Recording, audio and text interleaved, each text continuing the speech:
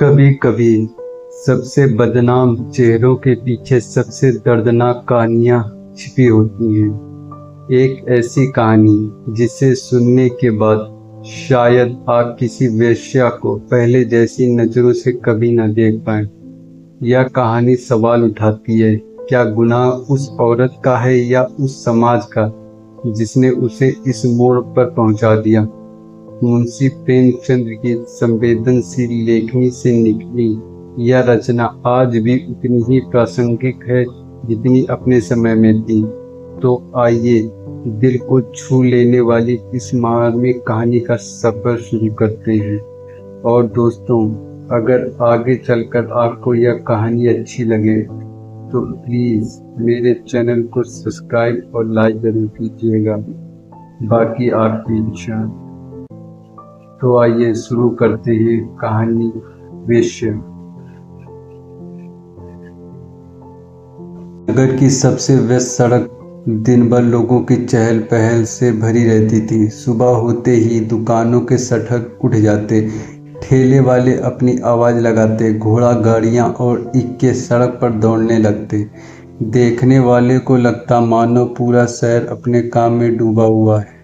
लेकिन इसी सड़क के एक मोड़ पर एक ऐसी गली भी थी जिसका नाम लेते ही सभ्य समाज के चेहरे बदल जाते थे। लोग वहां से गुजर तो जाते थे, पर उसका नाम लेना भी अपनी प्रतिष्ठा के विरुद्ध मानते थे।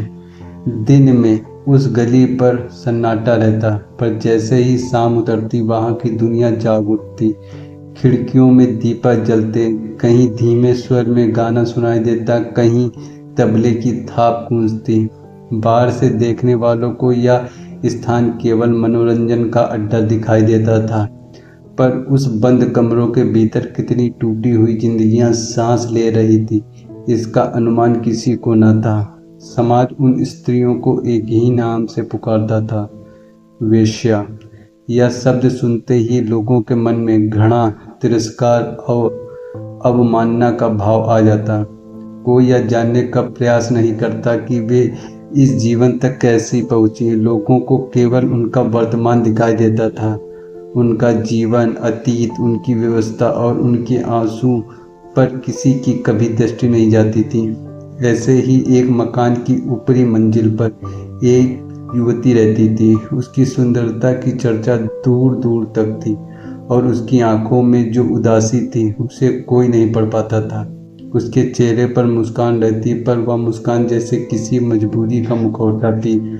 आने जाने वाले लोग उसके रूप की प्रशंसा करते, पर उसके मन की पीड़ा जानने का किसी के पास समय नहीं था। वह खिड़की के पास बैठकर अक्सर सड़क को निहारा करती। सामने से गुजरते परिवारों को देखकर उसके मन में अनगिनत प्रश्न उठते। छोटे छोटे बच्चे अपनी माँ का हाथ पकड़े हंसते हुए निकल जाते। पति पत्नी साथ चलते, हंसी मजाक करते और भविष्य की बातें किया करते। वह यह सब देखती और फिर धीरे से अपनी दृष्टि झुका लेती। उसके मन में एक टीस उठती, क्या उसे भी कभी ऐसा जीवन मिल सकता था। कई बार कोई वृद्ध या भिखारी उसके दरवाजे पर आता तो वह उसे खाना और पैसा दे देती। आसपास के लोग आश्चर्य करते कि जिसे वह पतित मानते हैं उसके भीतर इतनी करुणा भी हो सकती है। पर मनुष्य का हृदय उसकी व्यवसाय से नहीं बल्कि उसके संस्कार और अनुभवों से बनता है। शहर के प्रतिष्ठित लोग दिन में जिन स्त्रियों की निंदा करते, सभाओं में नैतिकता पर लंबे भाषण देते, लेकिन रात का अंधेरा होते ही उन्हीं गलियों का रास्ता पकड़ लेते। यह समाज का ऐसा दोहरा चेहरा था जिसे सब जानते थे पर कोई स्वीकार नहीं करना चाहता था। युवती कई बार सोचती, दोष उसका या उसकी व्यवस्था का जिसने उसे यहाँ पहुँचा दिया। यदि बचपन में उसे सुरक्षा, शिक्षा, सम्मान मिला होता तो क्या आज उसकी पहचान यही होती। इन प्रश्नों का उत्तर उसके पास नहीं था। वह केवल इतना जानती थी कि मनुष्य की परिस्थितियों का कैदी भी एक शाम जब सूर्य अस्त होने को था और आकाश लालिमा से भर गया, उसने दूर मंदिर की घंटियों की ध्वनि सुनी। कुछ क्षणों के लिए उसकी आंखें बंद हो गईं और उसने मन ही मन ईश्वर से प्रार्थना की कि हे ईश्वर, अगर आप मुझे सम्मान का जीवन नहीं दे सकते तो मुझे इतना बल अवश्य देना कि मैं अपने भीतर की मनुष्यता को कभी न मरने दूं। उसी समय नीचे गली में किसी घोड़े की टाप सुनाई दी।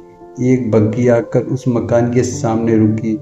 उसमें से एक व्यक्ति ने उतरकर ऊपर की ओर देखा, जिसकी आंखों में उत्सुकता से अधिक गंभीरता थी। उसके चेहरे पर दूसरों जैसी वासना नहीं, बल्कि किसी गहरे विशाल की छाया थी।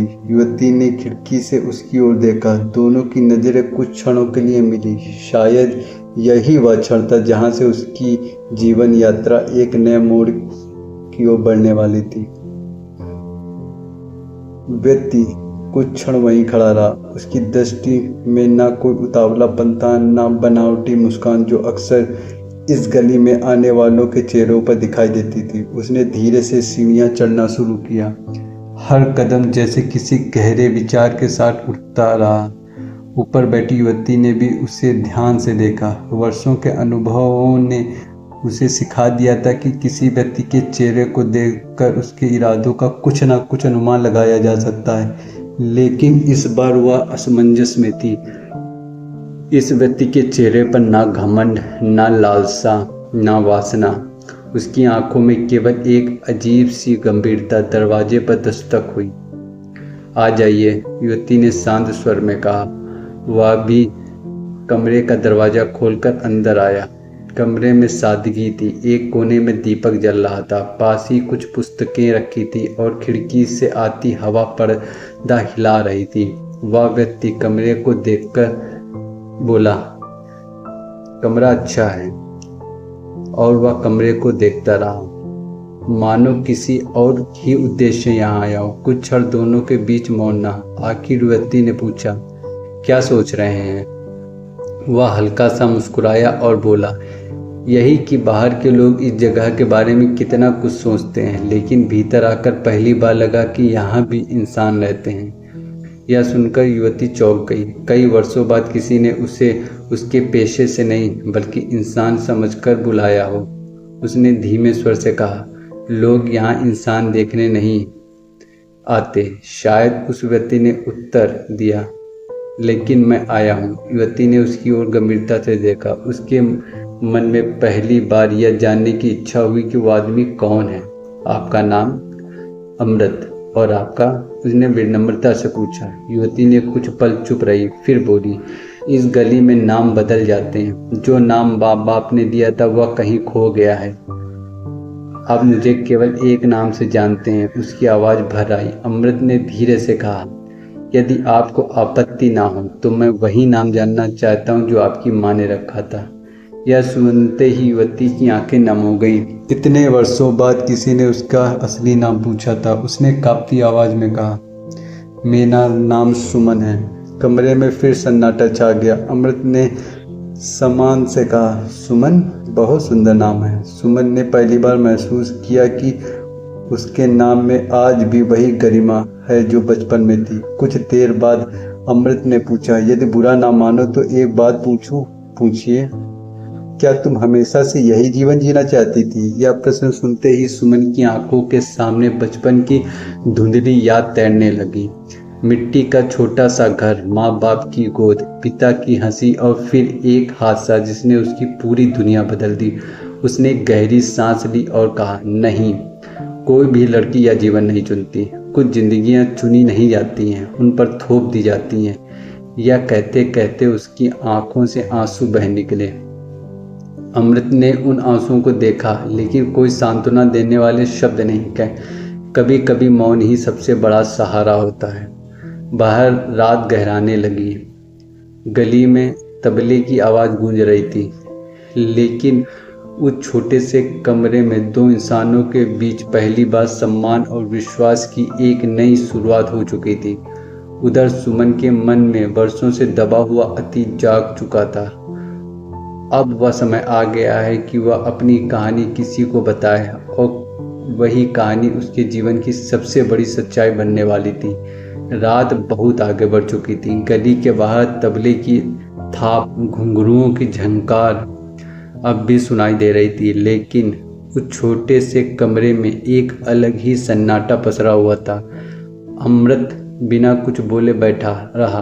उसे महसूस हो रहा था कि सुमन के भीतर वर्षों से दबा हुआ दर्द अब शव। कुछ देर तक खिड़की से बाहर देखते रहने के बाद सुमन ने धीमे स्वर में कहा, आपने पूछा था ना कि मैं यहाँ तक कैसे पहुँची।